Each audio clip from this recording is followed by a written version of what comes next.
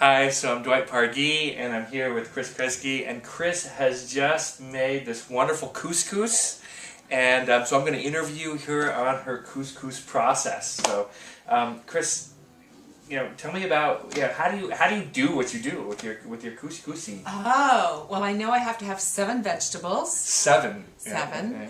and I know that they have to be fresh, and I know I like to buy them on the day that I'm going to use them. And I never know what they're going to be, so I go to the store and I see what's fresh and what's delicious and what's good and what's colorful, and I throw them in the pot with a lovely fresh chicken and add all my Moroccan spices and cook it up and I like that. Yeah. So when you make your couscous, are you working off a recipe, or you work on something that taught to you, or is there some spontaneity and creativity? How do you do that?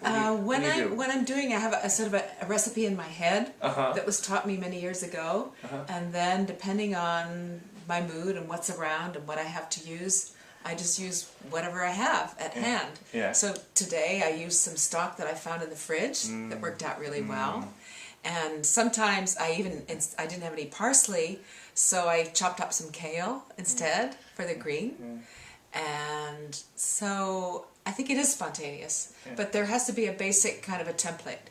So within the framework of knowing what are the vegetables you're going to use and the methodology of browning the meat and browning the onions and then adding the stock, but you still can be very creative within that. Yeah, I kind of was watching you as you were making it throughout the day, because it was a very kind of all-afternoon process, and you kept tasting it. You kept tasting certain things, and then there were certain aromas. So how do you use your sense? What kind of things are you smelling and tasting for and looking for in a couscous? How do you know you're on the right path?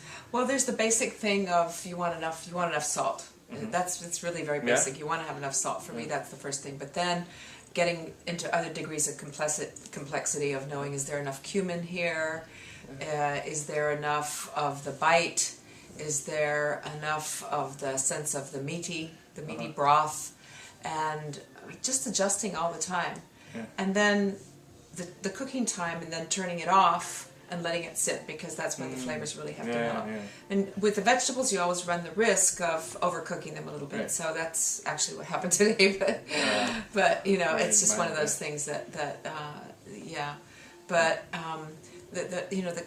and then adding the chickpeas is really important, because it kind of gives it that for the common man's, because chickpeas are very inexpensive in the countries that couscous originated from, and any of the Arab countries.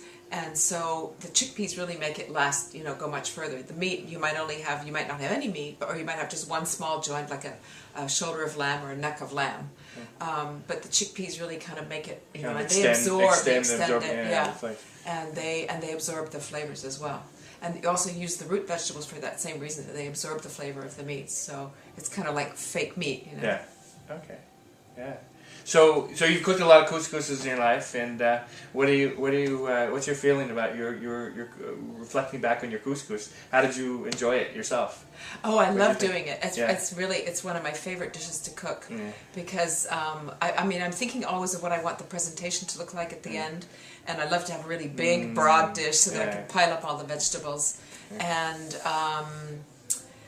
the smells that it evokes during the day. I know when I cook it for my family, they start salivating at about 4 o'clock in the afternoon, and it's a winter thing. But people in the Middle East have it in the summer, but I tend to cook it more in the winter. But if you don't break out into sweat from the hot peppers, the harissa sauce, then it's not a success. I mean, you've got to really feel like. And you've got to also feel like you probably just don't want to eat for a week after you've finished eating it. Well, I'm actually kind of thinking that I need to go back for seconds right now. And thinking about that harissa sauce, I'm actually breaking out in some Pavlovian sweat right now.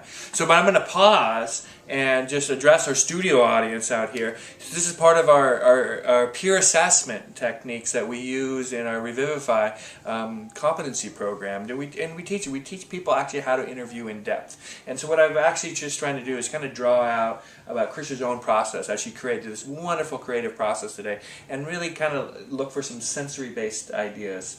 And so now one of the things the next step is what I do is how was that for you? How was that process for you, our interviewing process? Oh, it made me feel like I had done something special. You really did. I mean, that was really enjoyable. I didn't think about it before, but Yeah. now that you mentioned it, I mean, the way you talked to me and you made me feel like it was something, you know, you drew me out. And so I felt like it was more special than perhaps it was. Yeah. I don't know. Yeah, so we get a little bit of time to practice these skills and learn these skills. Are really valuable for not just Yeah. cooking, but maybe for creating like Feldenkrais lessons. Yeah.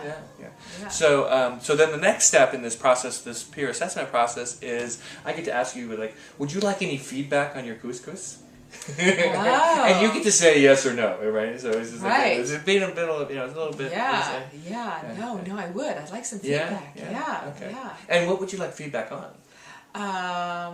Well, I'd like feedback on the taste and on the presentation. Okay. Yeah. Okay. So I just thought everything was you just got me. You just nailed it. You had a wonderful presentation, and what I really just enjoyed and really appreciated was that she made this harissa sauce, which was took some of this harissa condiment and then put it in with some of the broth, and so it was a kind of reduced down, really intense sauce, and that drizzle on top, so that somehow it kind of brought the aroma out.